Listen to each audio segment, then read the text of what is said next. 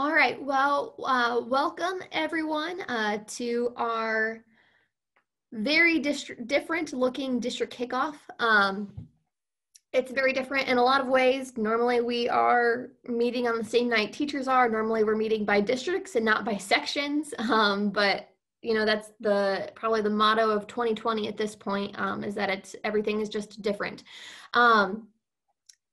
But tonight at our meeting, we're going to be just going over our state level updates and reports. And we do have all state staff on the call. And so hopefully we'll be able to spend a bulk of our time answering any questions that you may have. And this is kind of a rare opportunity that you have access to all state staff at the same time. And so hopefully we'll be able to get any answers to you immediately. So without any further ado, we'll go ahead and begin with a quick welcome.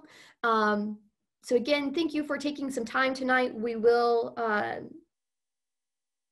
last night we were at just 1 hour apiece, so we should be like that again tonight. A quick note, again, we aren't meeting when we normally meet with our students are not meeting tonight as well.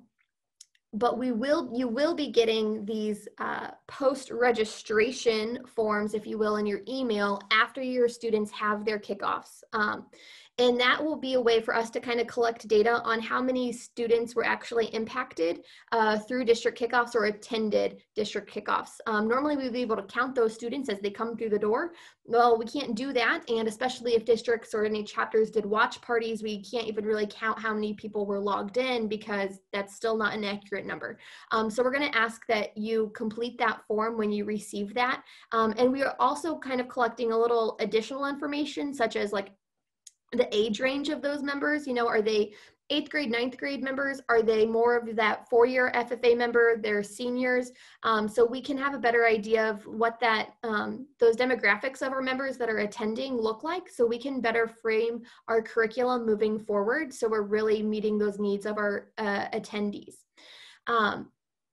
So be on the lookout for that. And then the other piece that will be part of that post-registration survey will be your opportunity to make your chapter pledge for the foundation. So again, normally you would make that pledge as you walk into your kickoff. That isn't happening. So you'll be able to make, you'll be asked for your pledge at that time. And I'm just going to go ahead and ask that state staff go ahead and introduce themselves, and we'll go ahead and start with our director. Yeah, good afternoon, everybody. Again, thanks for being here. Rob Hayes, Director for the Association. I'm Samantha Miller, the Assistant Director of the Indiana FFA Association. I am Craig Lundgren. I'm the CDE LD Program Manager for the FFA Association. Hello, I'm Lisa Shadon. I'm the Foundation Director for the Indiana FFA Foundation. And I'm Kim Barkman, the Agriculture Education Specialist for the state. All right, thank you, state staff. We'll go ahead and continue. You can see on our agenda that we have our traditional remarks. We'll have reports from the Foundation Association, Ag Ed, and then talk about specific updates about COVID in particular, and then again have time for you to ask any questions that you may have about anything, whether we talked about it tonight or not. So I don't believe we have anyone on the call from IB Tech. However, if I am incorrect, feel free to please correct me and unmute yourself and chime in. But we would like to just thank Ivy Tech for their continued support for Indiana FFA.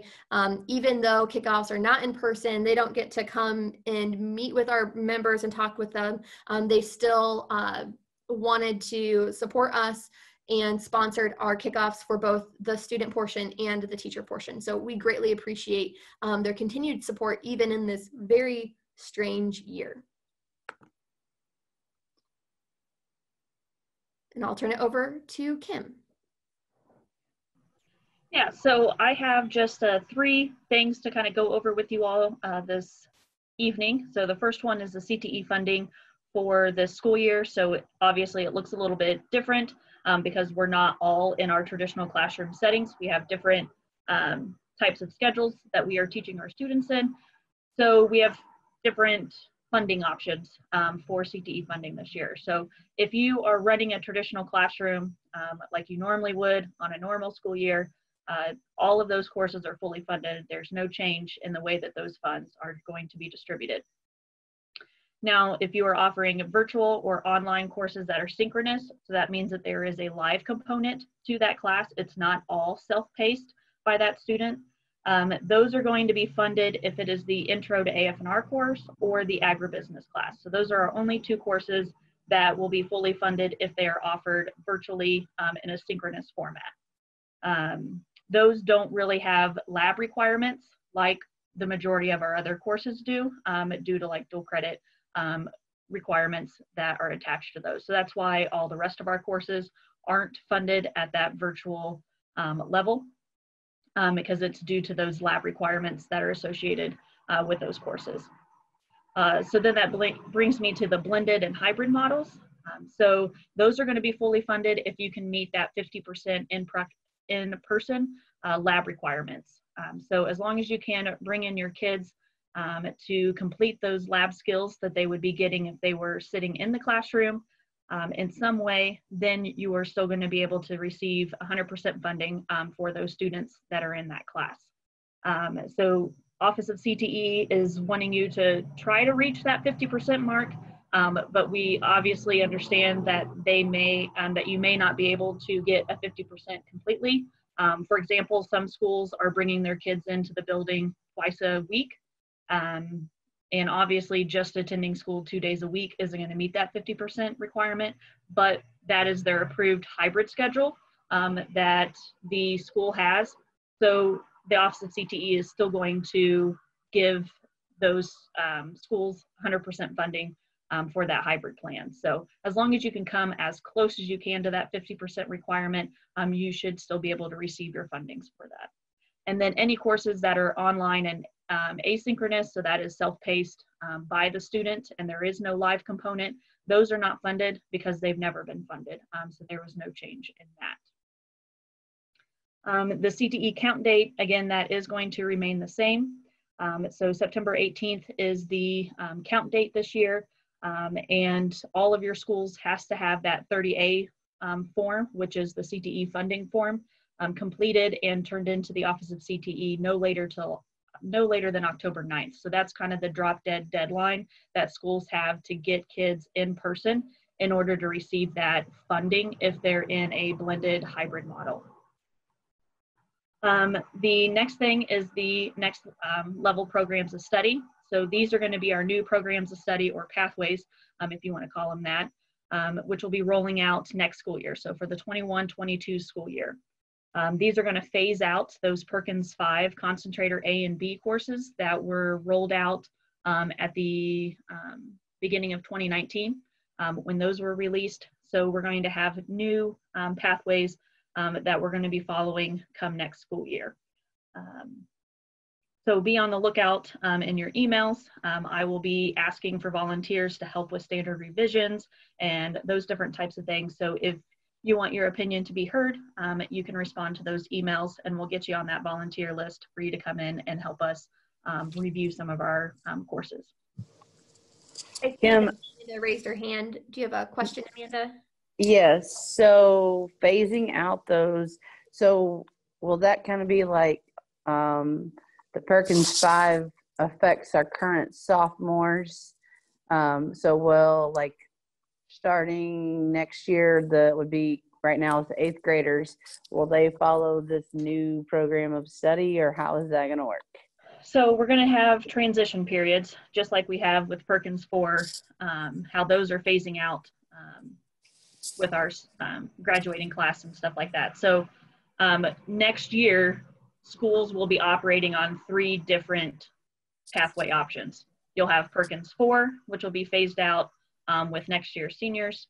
And then you'll have the Perkins 5, which will be phased out in a couple years after that. And then you will have these next level programs of study that will be coming, that will be offered. So it will take a time for the schools to phase out some of those. So it'll be a little hectic to try to keep track of all the students and which pathway they're qualifying for. but I mean, the most hectic one is going to be next year when we have 3, but we will be phasing out the rest of those. Okay, that answers my question because it sounds like, yes, the current 8th graders would then follow these new pathway or new, whatever Right. they're calling it, program of study. Yeah, so the freshmen next year, so who are currently 8th graders this year, will have to follow these next level programs of study. And then anyone else can opt into them, but that current 8th grade class will be required to follow these. Okay, thank you. Mm-hmm. And then last thing is the DWD industry certification list. So we normally get one every year. They update that and remove and add certifications. But this year, due to COVID-19, the DWD education office, they were not able to complete this because all of their extra personnel was pulled to do unemployment insurance. So pretty much we're going to be running off of the 2019 list. They may add in a couple of them, but I'm not for sure in which areas they may be adding in. So I know that we had some applications for ag certifications to be on the list. I'm not for sure if they're going to push those through or just wait and evaluate those for the 21 certification list. And I believe that's all of my updates, but just be checking your email. If you have any questions, please don't hesitate to reach out. And I'll get back to you and help you work through any problems or scenarios that you're trying to go through with the funding or anything else due to COVID. Kim, I had one email from Mike Jones at Adams Central. He probably emailed you as well. He was saying that with the Perkins 5 money, and I know it's all in flux, that the ag is no longer a high demand, high wage category for funding. Has any of that changed or not?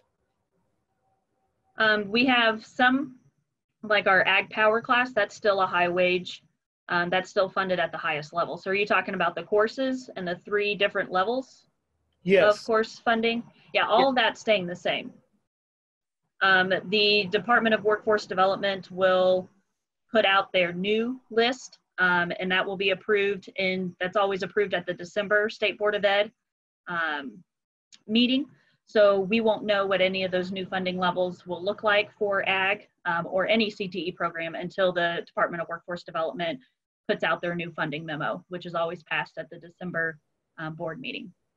So, Okay. But for this school year, we're operating off of the funding level that was approved for the 2020-2021 school year. Okay, which is basically the same as what it was the year before for 1920 then. Right, but we have the plants courses were moved up from 200 to 400. So they were moved up to that moderate level. Okay, okay. That way I can tell them, because we're meeting at 6 o'clock here at our house, same time as the other one is. So I'm the go-between for everything.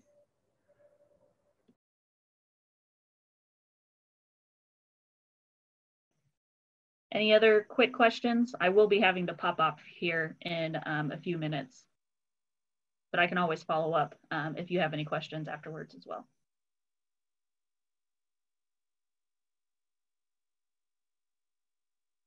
All right, thank you, Kim. And Lisa. Hey, good afternoon, everybody from the hills and hollers of Owen County. I'm actually at Kenna Slough's house. Kenna's not here though. She's got a beautiful farm and has faster internet than I do at home. But anyway, wanted to do a quick update for you all. I know many of you have been sending me notes and cards and prayers and all those wonderful things. And I just first of all want to say thank you. It's been quite the ride for the last 5 months, but we're finally on the other side of it. Finished up my radiation treatments on Friday and just waiting for the swelling to go down. And we've got a few more procedures ahead of us, but at least the hard part is over. And I just wanted to thank everybody for all the reach outs. Man, you would not believe the cards. My ag teacher community is phenomenal. And I just want to tell you guys how much I appreciated it. I get a little emotional when I think about it because y'all are just a great group of people and I'm proud to be a part of it. So just want to thank you for that and tell you that we're still plugging away at it. And I think we're on the other side of it now. And appreciate all those folks that bought t-shirts and just all the things that you did to help me kind of through the last few months. So we had our board meeting yesterday, so kind of been back at it. It's kind of nice to have a little bit of normalcy in my life. And we had a great year. So I'm ready to report on our fundraising year. You know, our goal this year was 1.1 million, and we actually raised about 50,000 more than our goal. So we had a phenomenal year this year. It didn't hurt that we had a paving day last September, which that was a huge amount of money that was in-kinded from the paving industry. And so that was a nice chunk of change that was added in there. Also, a good news is we increased chapter giving last year by about $1,000. You know, last year we kind of bottomed out on chapter giving, probably one of the worst years we've ever had on the foundation side. So it was nice to see things move back up again. We know part of that's got to do with fundraising's changing. Chapters are changing how they're fundraising. It's not necessarily all fruit sales now. And so it's really up to those individual chapters to just want to make a gift to the foundation. And so it's a little different when it's not automatically being given, and chapters kind of have to think through it. And so we're going to try to do a little bit better job of nurturing that relationship with our chapters and encouraging the gives. I mean, because that does include the dollars that goes to our state officer scholarship fund. And I know they're going to be having a reach out to you all just because we don't have camps and conferences like we traditionally are having. So their fund is hurting a little bit because of COVID-19 as well. So I know you're all going to be getting some emails on that. So I would encourage you, if you can, help them out to certainly participate in the program that they're going to be offering. Also want to make a note that we are going to be doing chapter donation pledge. As Sam said, there's going to be some follow-up material. I would appreciate everybody putting their pledges on there. It does give us something to look at the end of the year.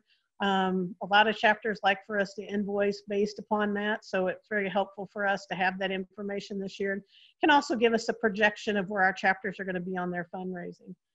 Some other updates, happy to report the Leadership Center is surviving COVID-19 as well as you can expect. Considering the Leadership Center was shut down and for all practical purposes from March until July the 4th.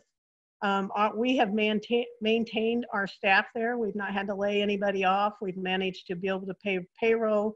They've been working on other projects when there's not groups there. We've been doing a lot of maintenance and painting and just the things that need to happen anyway at the center. So I will say Joe Ramey has done a phenomenal job of maintaining what's going on there. He's cut expenses in some areas. He cut our electric or our gas bill this last year in almost in half, because of some of the things he was doing managing the facility. And so, you know, we have our gas bill is actually paid until next year because he did such a great job of winterizing some things and just paying attention to turning heat on and off, and really appreciate his efforts that he's put out. We have not had to tap into any of our rainy day funds. Just to kind of give you an idea, we've got over $300,000 on the foundation side in a rainy day fund. And that's not counting the $200,000 that we have in what we call our Give Hope plan, which that Give Hope annuity is something that we draw about $13,000 off every year. And it's specifically to go for any kind of capital improvements for the Leadership Center or something for the Leadership Center. The last 2 years, we've been able to take that $13,000 and put it in a rainy day fund for the Leadership Center. And currently we have just over $70,000 in a rainy day fund for them. So between the two, we have almost $400,000 in a rainy day fund. And you know, it's interesting. We often thought when we were putting this rainy day fund, it was going to be because of a roof caving in or a building having major maintenance issues.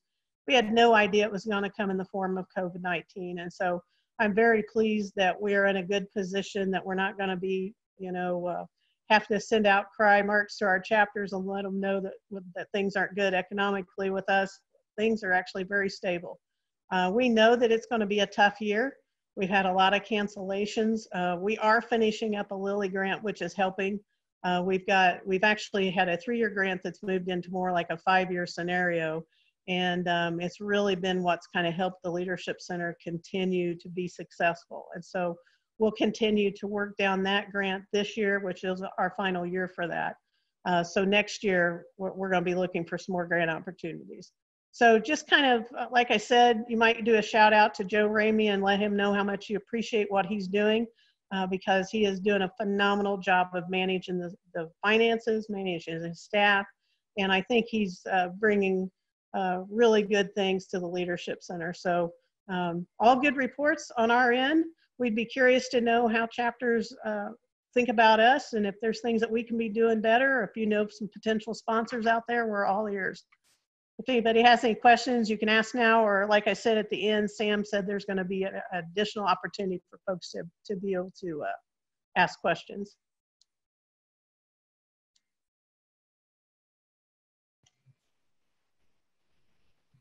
All right, thank you, Lisa. Oh, Lisa, the gala. Oh my gosh. You know, I've been thinking about that so much, I just flat out forgot it. Thank you for the reminder. So the gala this year was postponed from March until September. We have now canceled it for obvious reasons. However, we are going to be doing what we're calling a Blue and Gold Gala virtual piece, which is going to be our auction. We have, Anna's office is almost completely covered in auction items. We have auction items all the way from Bain Welker donating a utility tool cabinet equipped with tools that's worth well over $5,000, all the way down to some nice wine baskets and some nice hotel packages. And I know for all of us that have been enduring COVID-19, a wine basket right now might sound very, very good in our world. I would not suggest tapping into it during the school day, but maybe a nice relief for the evening. So we want to encourage you all to kind of go online and take a look at our items. We're doing it through a Givergy platform. So it's a really nice online platform. You can register, you can get notifications if you've been outbid. There's all kinds of nice things that are features that are being offered in that. And we're hopes that we can raise some dollars to kind of supplement what we're not raising at State Fair this year. We know that we usually bring between $60,000 and $70,000 in for State Fair. So it'd be nice if we could raise, you know, $50,000, $60,000 in our auction. So would encourage you all to take a look at those items. They're going to be up come Sunday at 8 a.m. and it's going to run all the way to next Saturday. So really it starts on the 13th and it will end on the 19th at 8 p.m. On the last Saturday, which is the 19th, we're going to be doing some live feeds through Facebook and some other social media platforms to hopefully encourage and get some competition going with those folks that are making bids. So I hope you all can participate in that, and just make note that next year we have already scheduled our gala to happen September 25th, and it's going to be at Mallow Run, which is just down the road from the Leadership Center. It's a beautiful facility, winery, and a beautiful country setting. So I would encourage you all to be thinking ahead and putting it in your books to want to join us for a gala. You know, we had maxed our attendance on it, and we also sold close to $50,000 in tables. And, you know, all of our sponsors stayed on board. We did what we call a gala in the box type scenario, similar to convention. And those that would have attended received a really nice Made in Indiana products box, inviting them to participate in the auction. So some of you may have received that. Some of you might have just saved your ticket till next year's gala, but just kind of wanted to give everybody an update. Sam, thanks for catching that, because that's a pretty big thing that's going to be happening this next week. Absolutely. Thanks for the update, Lisa.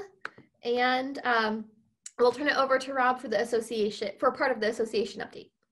Yeah, so I'll go ahead and get started. We're going to start off with just general things, and then we'll move into some more COVID-specific items. But the general stuff that we would normally talk about that happens every year. And so to start off with that, first up is the 2020-2021 calendar of events.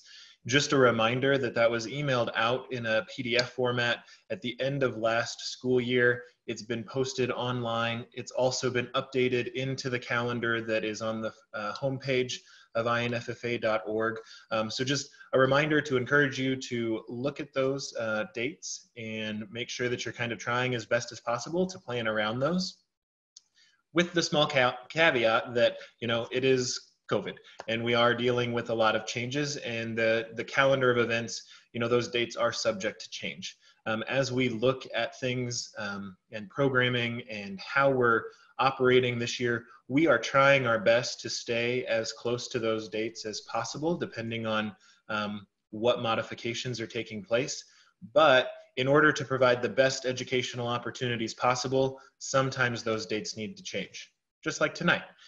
You know, so sometimes we need to make those shifts. So please just make sure that you're kind of paying attention when those emails are put out. If any dates change from what was previously published in the calendar of events, know that we will make sure that those are published in program emails specific to what's going on, as well as the weekly updates. So we'll try and make sure that it's very obvious that those dates have changed from what was previously mentioned, if they are changed.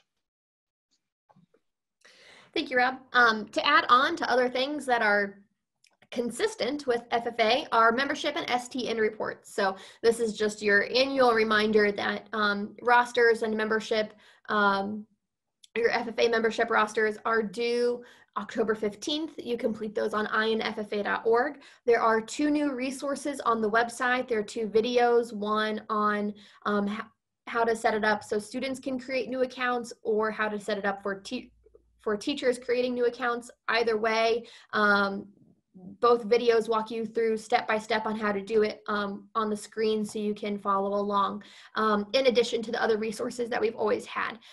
So please utilize those, especially if you always needed that refresher, because you only do your roster once a year, or especially for our new and newer teachers where this is a new system for you. And a reminder that those STN reports are also due in the fall, October 15th as well. And those STNs are a student testing number, and that is a unique identifier that the state of Indiana provides all students K through 12. And it's a way for Indiana FFA and other CTSOs as well to prove our statewide membership to the Governor's Workforce Cabinet, the Office of CTE and the Governor's Workforce Cabinet. So when we say that we have 12,500 plus members in Indiana, we can say yes, and here's the proof with numbers that you provide to all of the students in Indiana that back up that data. So that's pretty critical to have, especially as funding is always an important conversation. We're rolling into a budget year. It's important to not just have that data for 1 year, but to have that history of data as well. So that's why we ask for it. Not only is it required of us as a CTSO, but it actually does have importance in that fact as well. So it's not just busy work. It's not just one more thing. There is a reason that we ask for them.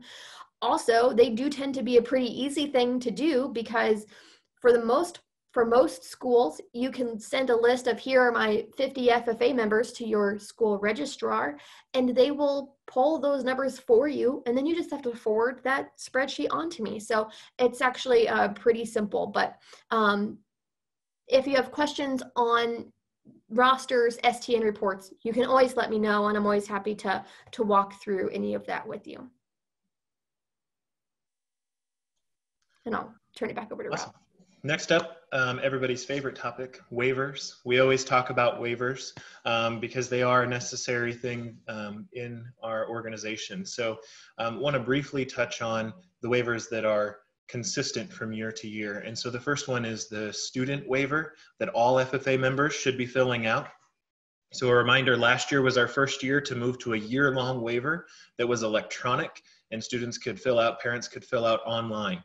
That is the same. We still need people to do that every year that they're an FFA member. And so that link was shared in the weekly updates for the past 4 or 5 weeks, as well as there was an email at the beginning of the school year with some of these general reminders. So please encourage all of your members to go fill that out. To me, the easiest thing would be, as you're filling out that roster, as you're completing that membership, have all of your members complete that waiver form. Then you know that they've got it done, and you don't have to worry about each event before coming up to make sure that they've got that complete. It is important that all members complete that waiver, and that's whether they're participating in something in person, virtually, and this is anything above the chapter level. So if they're participating something at the district, they should have this waiver turned in, all the way up to the state. And as I mentioned, virtual counts as well. That's something that some people forget about, but it's still an FFA event.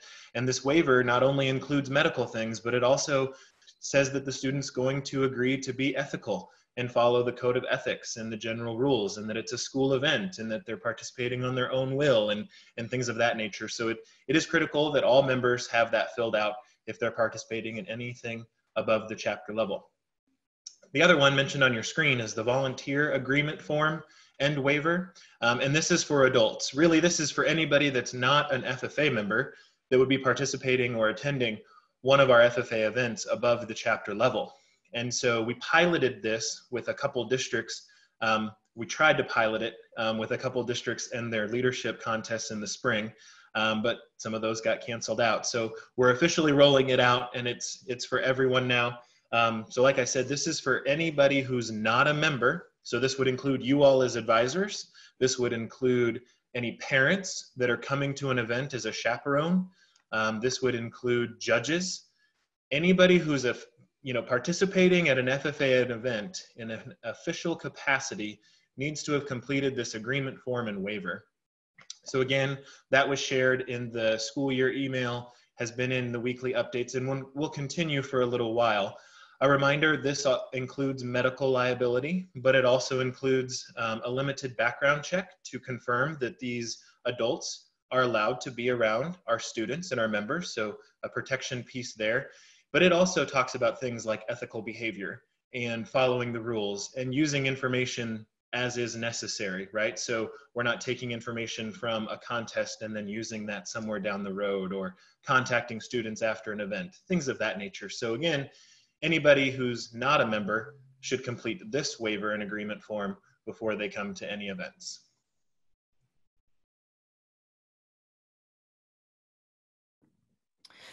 On our inffa.org website, we used to have a page that was district kickoff teacher meeting packet. When we tried to go paperless at our district kickoff teacher meetings.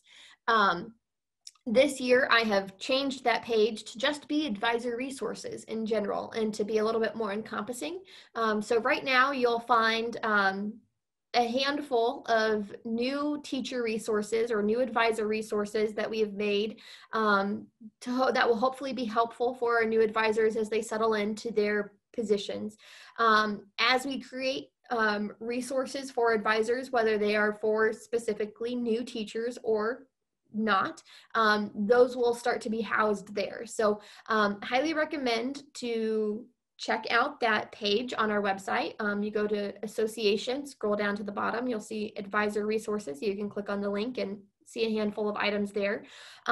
If you know of any additional resources that would be really helpful for you as an FFA advisor, especially right now, we would like to know what those are, so that way we know how we can best serve you. So that way we're not creating something that's just like kind of okay, but we're creating things that actually make your lives easier and are helpful for you and work within your lives. So know that that is there, but also know that we're trying to just create more resources for you in general. So I'll go ahead and turn it over to Craig. Hey, Craig, this is great for our email talk today. It is going to be great. Thank you, Sam. This summer, as well as this fall, we've already started and completed a lot of review committees on a lot of our CDEs and LDEs that we were looking at what needed to be improved, kept the same, or how could we possibly make them more educational or more beneficial for our members as well as our advisors, old and new. So we had quite a few that have already met over the summer, and we just finished up our last one so far, which was the public speaking of extent, prepared, and creed. There are a few more that we're going to do this fall, so be on the lookout for those emails, because it is very, very important for everyone possibly to be involved, because it is you all who are the ones that are working in these contests and with these members on a daily basis. So what basically has happened so far is all these have been put into a proposal for each one of the ones that we have already looked at and reviewed. They will go in front of the board this month to be looked at, to be reviewed, and to be potentially implemented. And if implemented, they will actually be sent out by email showing what will be the new information going on in each one of these contests.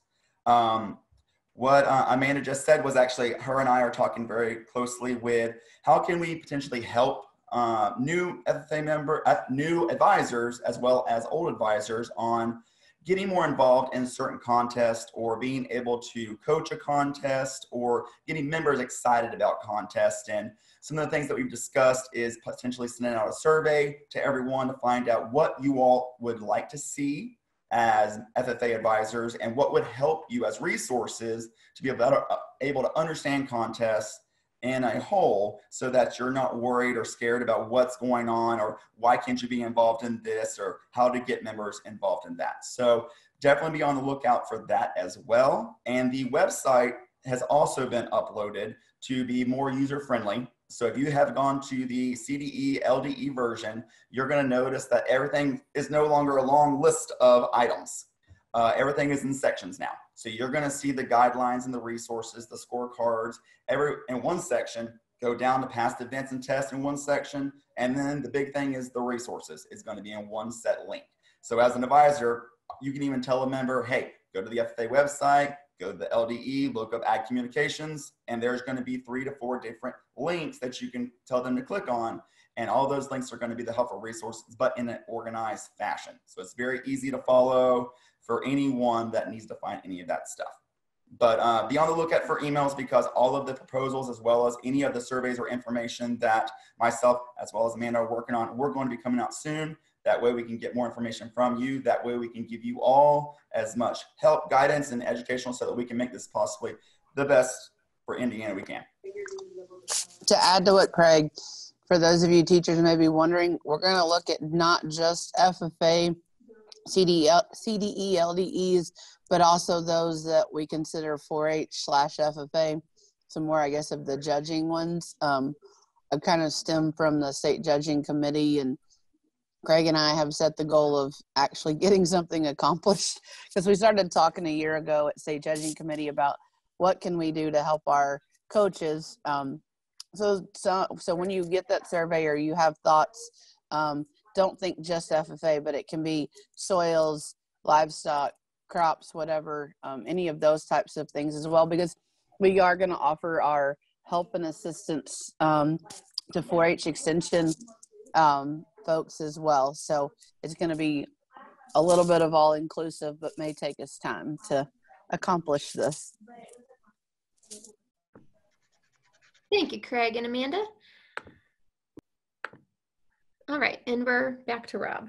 All right, so the strategic plan, hopefully everybody knows and is aware that the association has a strategic plan. Many of you have been a part of this since the beginning. Quick reminders, the strategic plan, we're in year 5.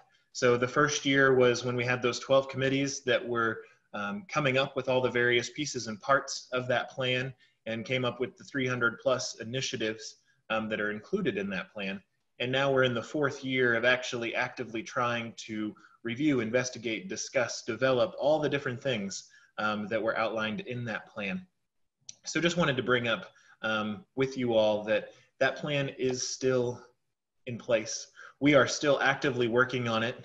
Staff has been thinking about it, has kind of dove into this year's initiatives to kind of start to prioritize and think about which ones can we tackle first, which ones need to be tackled. But obviously, also, as you can imagine, COVID and the modifications necessary just to maintain current programming have taken higher priority.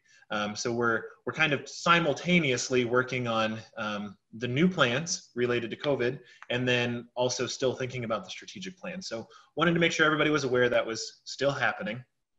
And to also highlight the fact, if you didn't notice at state convention, we did amend the plan, and we added 5 initiatives specific to diversity, equity, and inclusion.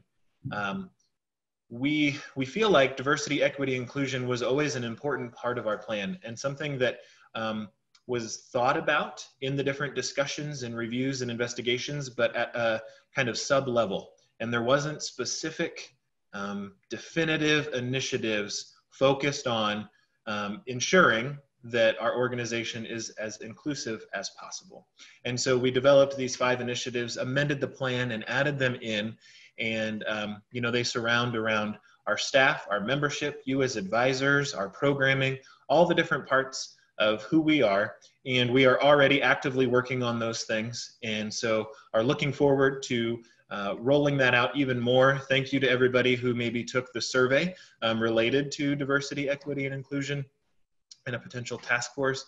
And overall, just excited to see where that might go, in addition to all the other strategic plan initiatives.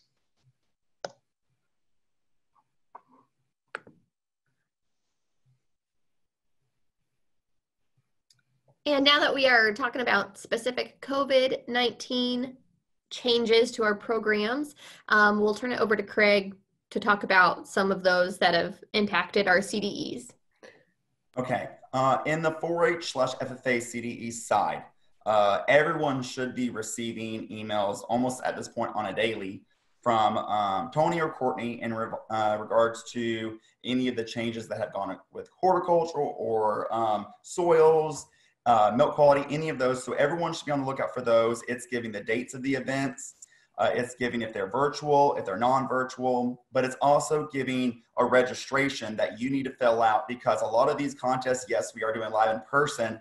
However, it's in staggered times. So you need to make sure that you are fully aware of the new rules changes, as well as being able to register for those events when those events are happening. So make sure that you're constantly checking your emails, because at this point, we are sending emails out every single day. Registration information went out this week. So make sure that you're checking on the 4-H side, FFA side of it, because those are going to be coming from Courtney and Tony, and I'll send out stuff as I get it as well in regards to all the CDEs for 4-H and FFA. In regards to just FFA in general for the overall fall. For chapter meeting, we discussed and went through with the board and information is there will not be a district level event this year. So there will be no district qualifiers this year at all. However, there will be a virtual sectional event, and that's for both novice and regular.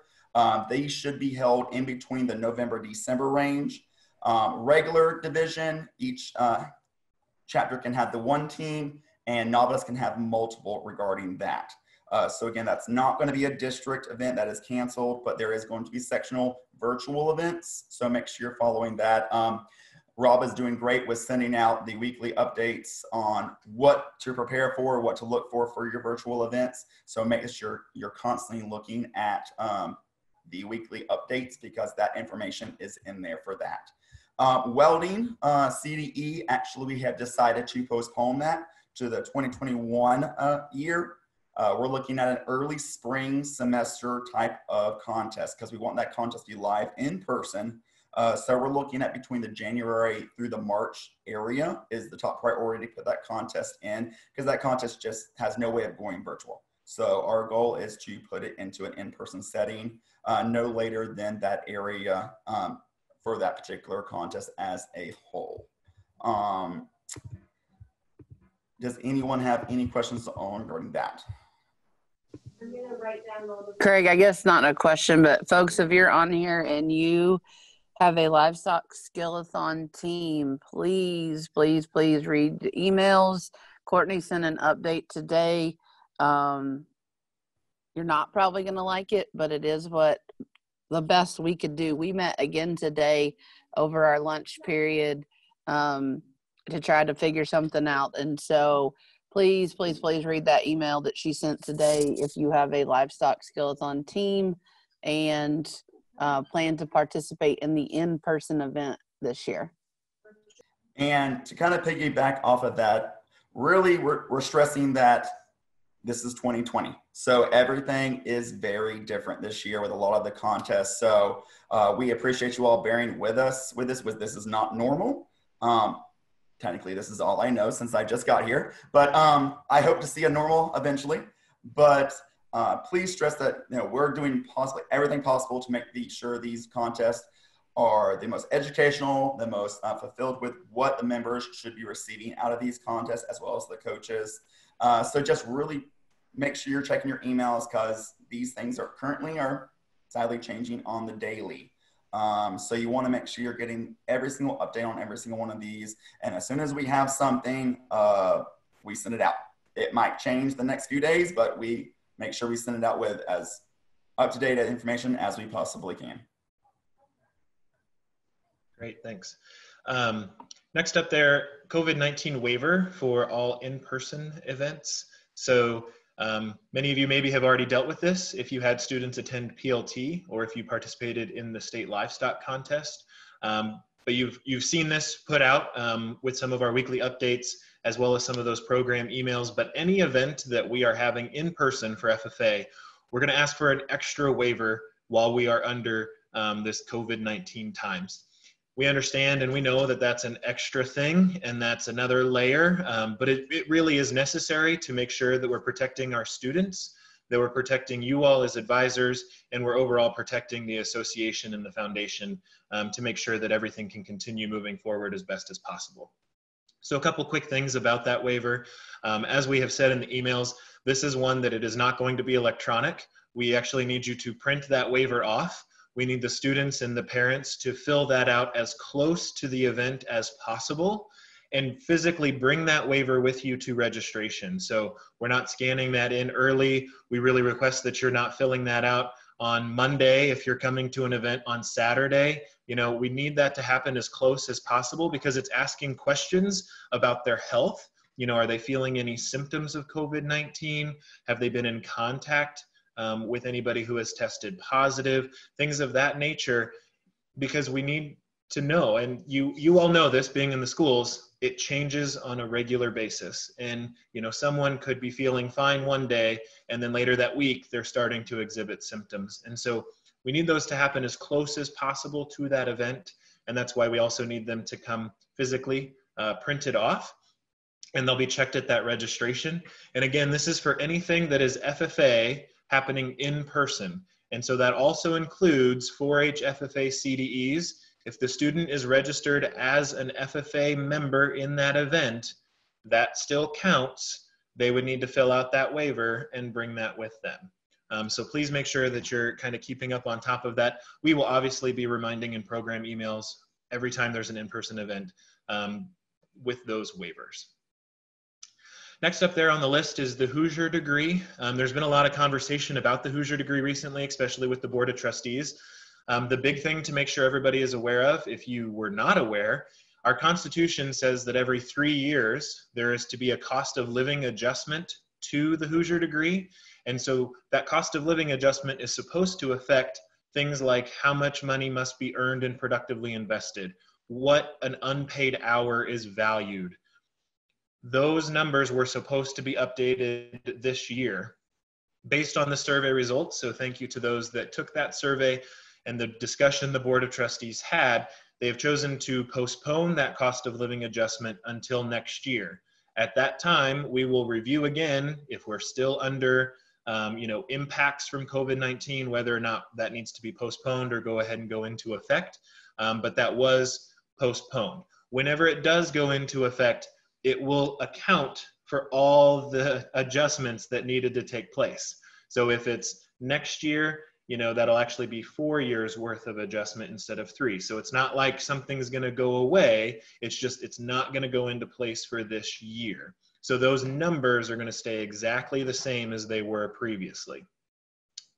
In addition to that, there's been conversation about, do we need to change any other requirements on the degree? Those conversations, the board asked to continue. So we sent the survey results out to the board. I believe those went out to all the teachers as well. The Board of Trustees representatives should be asking, or if they haven't, please provide your feedback to your rep as to how you feel about certain things on the degree. At our next board meeting, which is on Monday, September 21st, we will be having any final discussion related to the Hoosier degree and making any determinations whether or not things need to be modified. That's not guaranteeing one way or another that things will or will not be changed. It might stay exactly the same. There might be some tweaks. But if you have any opinions about that, if you have examples of how your students have maybe been impacted because of COVID, right? That's the whole thing here. we're not just changing stuff to change it. It's potentially, looking at, do things need to change because students' SAEs were impacted due to COVID, quarantine, whatever, okay? So know that those conversations are continuing, but decisions should be final after the 21st on that meeting. I'm going to go ahead and talk about state FFA conferences. Joe Martin and the state officers are actually attending an event on behalf of Indiana FFA this evening, and so he is not able to be on the call. But just to, give an update, the officers and, Joe, they have been busy, even though so many of our things have changed. No state fair, some in-person things have changed. Hopefully you have seen the impacts of that in terms of, the recordings that they've done with kickoffs. If you're registered for LDW this weekend, there's a lot of material that has been developed for that. They've done extra training to better figure out how do we deliver in a virtual environment and still connect with students. So they've been very, very active and busy. So state FFA conferences, we know that those have, hopefully you've seen those things are going on. We had PLT. We had about 75 of the district officers attend PLT. It was a fantastic weekend. Everybody really abided to the COVID restrictions that we have at the Leadership Center. If you haven't seen some of that information that has been sent out along with conference information, we're at about half capacity on a lot of our things, which really impacts things that happen at the conferences and at the center. But so far, things have been going really, really well. So we're excited as of today to be able to offer SOAR and FIRE. A reminder, we've offered a day option for SOAR and FIRE, which is the Saturday piece. So if your school isn't allowing overnight, but maybe you could travel for the day, we strongly encourage you to sign up for that day option. And then if you're able to stay and you want to add on and supplement with some activities on Friday and Sunday, obviously we welcome that, and the officers would really love that as well, because they're dying to have more student interaction. But if you can only come for Saturday, that's where a bulk of the content is going to happen related to those conferences. But please make sure you're completing those registrations. SOAR is open right now. We have 3 weekends of each, SOAR and FIRE. That was something that was going to happen pre-COVID. We had already selected to have 3 weekends, so we're hoping that we can still, connect with as many members as possible by having that spread out, even though we are at limited capacity at the Leadership Center. But it's important that you get those registrations in so that we can make the best planning possible around kind of what's going on with each of those weekends. I did see a quick question from Kevin in the chat about Hoosier degrees. If you only had Hoosier degrees, they were put in the mail a week and a half ago, almost 2 weeks ago.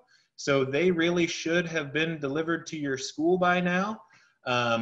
So be checking with your school and your mail and also double check the list that was sent out related to the pickup for awards, because if you were expecting to only have Hoosier degrees, but you also had 1 plaque, well, that means that that's now sitting at the school that was the pickup location. So you might confirm with those locations that you don't actually have a package sitting there that you weren't aware of. And then next up is related to the chapter visit curriculum, right? Normally during kickoffs, the state officers are going around to all the various schools and delivering workshops to your students. Hopefully you have seen that they still developed workshops to happen virtually. And so that curriculum was sent out over the listserv along with some video pieces. There's a really critical piece to this though, if you haven't looked at it yet. This curriculum is meant to be co-taught by you, the teacher, and by the state officers. So if you have looked at the curriculum, if you have looked at the videos, there's some key components where there's pauses and things that need to happen. And that means that, that needs to occur with you. And so if I'm able to share my screen, which I think I can, I'm just going to briefly show, this is, hopefully you all can see this PDF. Maybe Sam can give me a head nod. Great. So this is the curriculum that was attached to those emails. And you'll notice in here that it goes through all the various details. So we just wanted to kind of show you this if you haven't taken a look yet. So a couple things up at the top, you know, are the overall goals of the visit. Remember, there are 3 different ones: beginner, intermediate, and advanced. So you can choose based on your classroom demographic and kind of where you think students are. It talks about some materials that you would need or that students would need to have available to them. But then there's also some activity links that are going to be important that those students have access to. And then there's also 2 playlists. So throughout, while they're doing different activities, it might prompt you to play some music. And so we've provided 2 YouTube playlists. One's reflective, one is upbeat for you to utilize during that portion of the workshop. And then as you go through, you'll notice over on the left-hand side, there's highlighted sections, whether that is a state officer-led component. So that means that's on the video that you can get from YouTube, and that then it shows you what those officers are going to be going through. And then other parts are going to say state officer-led or teacher monitors. So this is an activity, the officers have given the instructions, but you have some pieces and parts that you need to do. Later on, the biggest part that is probably yours is related to processing, right? After each activity, it's always important to make sure that we're going through and seeing, you know, what did the students learn? Did they understand why we went through this? Are we meeting our objectives? And so everything is going to have questions that you can utilize to help students get where they need to be and understand that final objective. So if you haven't looked at this yet, strongly encourage that you do. Great resource available to you. Also important to note, those won't be taken down. Those are going to be available to you from now until YouTube stops working. I don't know. We plan on leaving those up there. So if you want to use them next year, if you want to use them in the spring, they're going to be available. The important thing to remember though is this isn't something a student can just do on their own. So you can't just assign this workshop to a student and say, go for it, because we've gone virtual and you're at home. They need to be connected with you so that you can do that processing and do those other components. With that, I believe we are to question and answer time.